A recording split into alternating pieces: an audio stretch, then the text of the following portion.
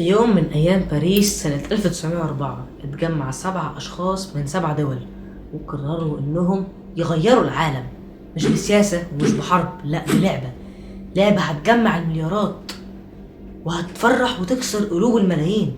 القصة اللي هتسمعها دلوقتي دي مش مجرد تاريخ، لأ دي إمبراطورية هتسيطر على العالم كله، إمبراطورية كرة القدم. أكيد فكرت قبل كده مين اللي اخترع كرة القدم؟ مين هم أول ناس لعبوها؟ وإيه هو أول نادي في التاريخ؟ هل أول ناس لعبوها هم البريطانيين ولا الصينيين ولا الفراعنة؟ بس مش هو ده المهم، الأهم إن كرة القدم بدايتها كانت دموية جدا جدا. لو عايز تعرف كمل الفيديو لآخره.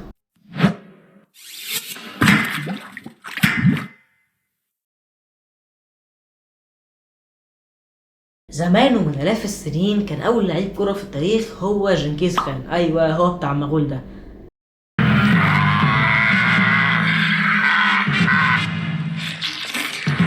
المعروف عنه وعن المغول ان هم كانوا بيعملوا ابراج من جماجم التتار. هتقولي طب ايه العلاقه؟ هقولك ان هم مش بس كانوا بيعملوا ابراج، لا دول كمان كانوا بيلعبوا كرة بالجماجم. كانوا بيعملوا كده كنوع من التسليه وكمان اهانه للخصم. اما بقى عن اللي كانوا بيعملوا كده كنوع من اهانه للخصم وكمان تسليه ورياضه، فهم الهنود الحمر. كانوا بيجيبوا جمجمه ويلفوا عليها جلد ويخيطوه ويبداوا يلعبوا بيها كوره، وده كان نوع من انواع الطقوس الدينيه عندهم. بس هل المغول والهنود الحمر هم أول ناس لعبوا كرة قدم؟ الإجابة لأ. فخلونا بقى نرجع 1000 سنة من عصر جنكيز خان، وفي الصين في عهد أسرة هان. لعبة اسمها تسوجو، كيس جلد مربوط بخيط بيتشاط في فتحة موجودة في شبكة، وده كان أقرب شكل كرة القدم لدلوقتي. وبعدها ولو انت شفت فيديو اليوتيوبر مستر بيست اللي قبل الأخير اللي هو سافر فيه المكسيك، هتعرف ان المكسيك كان عندهم لعبة شبيهة بكرة القدم اسمها البليدز او القلمة، وهي كانت عبارة عن ان انت في كرة ومفروض تدخلها في فتحة بس من غير ما تستعمل ايدك، وكان الفريق الخسران بيتقطع راس الكابتن بتاعه. عرفت بقى ليه كرة القدم بدايتها كانت دموية؟ طب وايام الفراعنة؟ ايوه المصريين القدماء مرسوم على معابد ليهم وجدران حاجات شبه كرة القدم، بس لحد دلوقتي العلماء ما اكتشفوش كرة قدم من ايام الفراعنة، هما حملتوها يعني. وكمان لو حوار ان العلماء اكتشفوا آثار مصرية من 700 ألف سنة، فنقدر بجدارة ننسب اختراع كرة القدم لمصر مش للصين. وبالمناسبة ده رأيي الشخصي، يعني لو احتمال ان مصر هي اللي اكتشفت الكورة فعلا، فده معناه ان الكورة في دم المصريين من آلاف السنين، ويبقى منطقي جدا ان اقوى لاعب في العالم هو محمد صلاح اللي انجازاته في البريمير ليج محدش سبقه ليها ابدا، لدرجة ان هو بقى من اهم المرشحين للبالون دور على مدار اغلب السنين اللي فاتت. احنا هنا فراعنه، احنا طلبنا فراعنه، احنا مش مصريين. انا فرعون بكلمك. يعني انا دلوقتي فرعوني مش مصري والله العظيم. والله. منين؟ من فراعنه؟ انا من عائله رمسيس الاول. من عائله رمسيس الاول. انت اسمك ايه؟ انا اسمي تحوسمس. طيب خلونا بقى نرجع بين القرن 14 وبدايات القرن 18. كرة القدم اتشهرت جدا في انجلترا بس مش بشكلها الحالي. اسمح لي يا عزيزي اشرح لك كانت بتلعب ازاي بس بمثال. المسافة بين مدينة لندن ومدينة مانشستر حوالي 240 كيلومتر، ودلوقتي في ماتش من لندن ومانشستر. هتقولي طب هو اصلا ما فيش نادي اسمه لندن؟ هقول لك في الوقت ده المدن كانت بتلعب بعضها عشان ما كانش فيه انديه. بس الماتش ده مش هيتلعب في ملعب، لا الماتش ده هيتلعب في المساحه اللي بين لندن ومانشستر اللي هي 240 كيلومتر. يعني مثلا لعيبه لندن هم 300 400 واحد من المدينه هيتحركوا على رجليهم لمدينه مانشستر ومعاهم كوره. المفروض ان هم ياخدوا الكوره دي ويدخلوا بيها لمدينه مانشستر ويبقى هم كده جابوا جون. فهم في الطريق لعيبه مانشستر والناس المدينه مانشستر عرفوا، فهيتحركوا ويحصل بقى خناقه كبيره جدا بينهم في النص ومئات الناس تموت. ده كله ليه؟ عشان لندن عايز توصل بالكوره من لندن لمانشستر وتعدي بيها من غير ما مانشستر تقطع منهم الكوره. طيب ده كله بقى فين يا عزيزي؟ في الحته اللي بين مانشستر ولندن. كانت لعبة عنيفة جدا لدرجة ان ملك انجلترا ساعتها اللي هو الملك ادوارد الثالث اصدر قرار بمنع كرة القدم واعتبارها جريمة يعاقب عليها القانون، لانها تسبب ضوضاء كبيرة في المدينة بسبب الازدحام حول تلك الكرات التي قد يخرج منها الشياطين لا قدر الرب. لذا قررنا نحن باسم الملك ادوارد الثالث منع هذه اللعبة، ومن يلعب هذه اللعبة مستقبلا يعرض نفسه للسجن. ودي كانت كلمة الملك ادوارد الثالث، وكمان القرار ده استمر لقرون بعد جيله.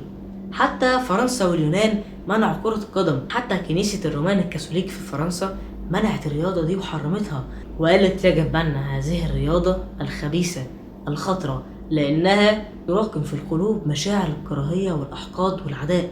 وكنايس بقى كتير جدا في أوروبا ادت قرارات مشابهة.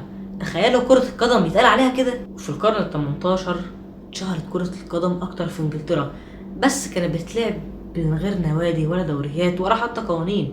كان كل مدرسة ليها الفريق بتاعها، وكل مدرسة بتلعب بطريقتها وقوانينها. يعني مدرسة تلعب بعدد لعيبة ومدرسة تلعب تانية بعدد لعيبة مختلفة، أو إن مدرسة بتسمح بالتدخلات العنيفة ومدرسة تانية لأ، وحاجات كتير جدا شبه كده. وفي سنة 1857 اتنين مجانين اسمهم ويليام بريست وناثانيال كروسويك، اتنين موظفين في شركة محاماة بس مهووسين بالرياضة خصوصا كرة القدم، اللي هي ساعتها رياضة غير رسمية وغير معترف بيها. وفي 24 أكتوبر 1857 اتأسس أول نادي في التاريخ، وهو شيفيلد اف سي في مدينة شيفيلد في انجلترا. اتأسس على ايد ناثانيال وويليام. النادي ده اتأسس قبل ما يكون فيه أي نظام أو قوانين لكرة القدم، فويليام وناثانيال قرروا يعملوا قوانينهم هما وسموها شيفيلد رولز. وكان بقى مفيش تسلل، وكمان كان مسموح انك تلعب بإيدك. كمان الأول بتلعب بإيد واحدة مش إيدين، وهم اللي اخترعوا الكورنرات والفاولات، ومنعوا التدخلات العنيفة وسمحوا بالزق بالإيدين. وعيد كتفي ده كتف يهودي مش كتف قانوني، عيد لبس في الحديد يا جدعان، بتعمل ايه يا عبد الله يا سوادي؟ وكان مفيش عدد ثابت للعيبة، يعني العيب مش فاضي فخلاص مش هيلعب، بيلعبوا ناقص لعيب، او لو عندهم لعيبة زيادة ممكن يلعبوا باكتر من 11 لعيب عادي. يعني كان في ماتش بينهم وبين نوتنغهام فورست هم لعبوا ب 18 لعيب، انتوا متخيلين؟ طيب ناثانيال ومارتن دلوقتي عملوا النادي، بس واجهتهم مشكلة، احنا هنلعب ضد مين؟ عشان ساعتها ما كانش فيه اي اندية غيرهم، فكانوا بيلعبوا ضد نفسهم، يعني يقسموا نفسهم 200 حريفة ضد الباقي مثلا، وحاجات شبه كده كتير جدا. تعرف يا عزيزي ان ناثانيال ومارتن كانوا ضمن التشكيله الاساسيه رغم ان هما كانوا رؤساء النادي؟ تخيل كده في الكلاسيكو بيريز ينزل مكان مبابي، او لابورتا ينزل مكان ليفاندوسكي، او مرتضى منصور ينزل قصاد محمود الخطيب. طيب ده كله كرة القدم رياضة غير رسمية وغير معترف بيها، بس في حد فكر ان كرة القدم تكون رياضة رسمية زي الكريكت وسباق الخيل والملاكمة. الراجل ده اسمه تشارلز جودير. ما كانش عاجبه ان مفيش نظام في انجلترا للانديه، لانه شايف الانديه بدات تكتر وتزيد لكن بدون قواعد ثابته وبدون قوانين. فتشارلز قرر يتجمع هو و11 رئيس نادي عشان يأسس الاتحاد الانجليزي لكرة القدم The FA، وكان عبارة عن اتحاد بينظم الماتشات بين الفرق وكمان يعمل قواعد وقوانين ثابته ليهم. بس نادي شيفيلد للاسف رفض القوانين دي عشان هي كانت فيها حاجات كتير جدا عكس الشيفيلد رولز. فلما ويليام وناثانيال رفضوا كان رد تشارلز عليهم: مع السلامة، استقلوا انتوا بقى لوحدكم بقوانينكم بناديكم بكل حاجة، مش عايزكم معايا في الاتحاد. طيب خلونا بقى نعرف ايه التغيرات اللي عملها الاف اي في كرة القدم. ايام اسرة هان كرة القدم كانت بتتعمل من زبالة وتلف حواليها هدوم وتخيط، وكمان في اوروبا وفي العصور الوسطى كرة القدم كانت بتتصنع من مثانة الخنازير.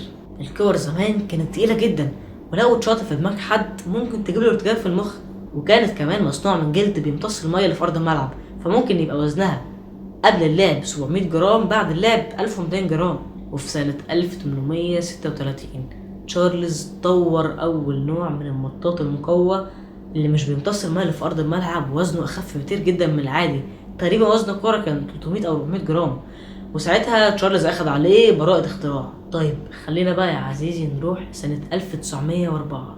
ليه؟ عشان قبلها ما كانش فيه جديد. في 1904 كرة القدم انتشرت عالميا وبقت لعبة عالمية، بس مفيش نظام أو اتحاد عالمي لكرة القدم. النظام الموجود الوحيد بس هو موجود في انجلترا، وهو الاف اي زي ما قلنا من شوية. بس كنا محتاجين نظام عالمي عشان ينظم الماتشات بين الفرق العالمية من دول تانية لدول تانية، أو الماتشات بين المنتخبات. انجلترا مش تلعب كرة لوحدها يعني. بعد كده يا عزيزي يظهر شخص على الساحة اسمه روبرت جيران، كان مهووس جدا بكرة القدم، وقرر انه يؤسس الفيفا، يجتمع هو و7 دول بيمثلوا الأندية بتاعتهم: فرنسا عشان كان فرنسي، والسويد والدنمارك وهولندا واسبانيا وبلجيكا. بس انجلترا رفضت القوانين دي وما كانتش موجوده في الاجتماع ده، عشان قعدوا يقولوا بقى ان هم الاساس وقوانينهم هم اللي هتمشي وما ينفعش يبقى في اتحاد غيرهم ومش عارف ايه بقى. فراح عم روبرت قال لهم: طيب مش عايزينكم، مع السلامه. وانجلترا ما بقتش موجوده في الفيفا. سبحان الله، حق شيفيلد رجع عمل فيهم زي ما عملوا مع شيفيلد اف سي بالظبط. وبعد سنه بالظبط ولما الفيفا نجحت وبقت فعلا نظام عالمي لكره القدم، راح الاتحاد الانجليزي يطلب من الفيفا انه ينضم لهم، والفيفا ما رفضتش ولا حاجه، وافقوا فعلا ان انجلترا تدخل عشان انجلترا هي اول ناس تلعب كره القدم وما كانش ينفع انها ما تبقاش موجوده في الفيفا. وبعدها بشويه الاف اي قرر انه يرجع شيفيلد اف سي، بس رجعه درجه الهواه، وبسبب كده احنا ما نعرفش عن شيفيلد حاجه عشان هو حتى ما صعدش للتشامبيونشيب ولا مره. من هنا يا جماعه كره القدم بقت لعبه عالميه، ليها بطولات محليه ودوليه وقاريه وعالميه. وفي 1930 اتلعب اول كاس عالم في التاريخ اللي فاز بيه الاوروجواي.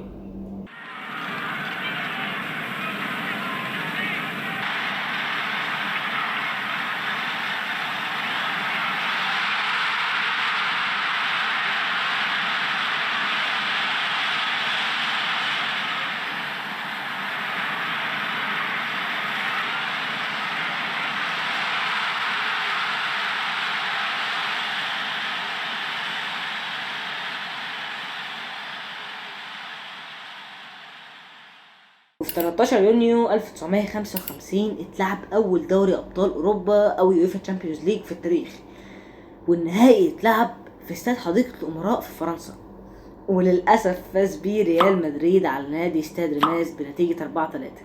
صراحة اول مرة اعرف النهائي ده، بس مش مهم، الاهم ان بعدها ب 24 سنة برشلونة يفوز باول لقب دوري ابطال اوروبا ليه في مسيرته في عام 1979. يا ترى ليه كرة القدم اتسمت بالساحرة المستديرة؟ عشان ببساطة هي مجرد جماد عبارة عن حتة جلدة منفوخة بتسحرنا، بتخلينا نتفرج عليها بالساعات بدون ملل، بتخلينا نلعبها ونستمتع بيها. مش هتسيبها لحد المرة دي بجد، مش هتسيبها لحد المرة دي بجد. وكمان ممكن نزعل سببها. داخل ساديو ماني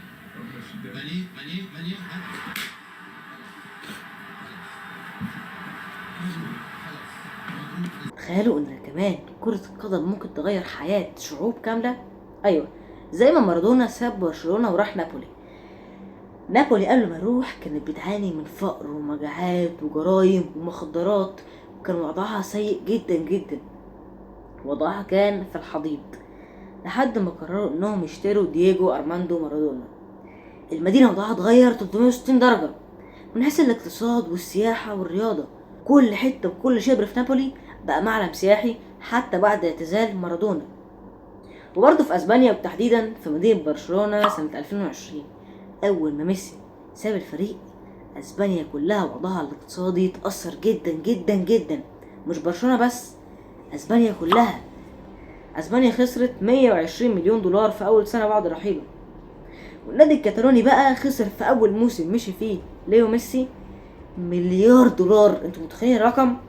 وكان نوع الخسائر دي بقى من فسخ عقود رعاية وكمان بيع التيشيرتات قل. قبل ما ميسي يمشي كان من كل 10 تيشيرتات كورة بتتباع في اسبانيا منهم 9 لميسي.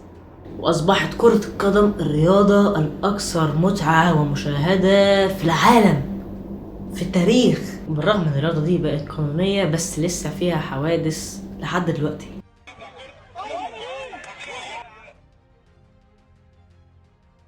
الكورة يا جماعة المفروض ان هي بتجمع الشعوب، مش بتكون بينهم حقد او كراهية. المهم ان يا ريت لو عجبك الفيديو ما تنساش تعمل لايك وفولو وسبسكرايب. سلام.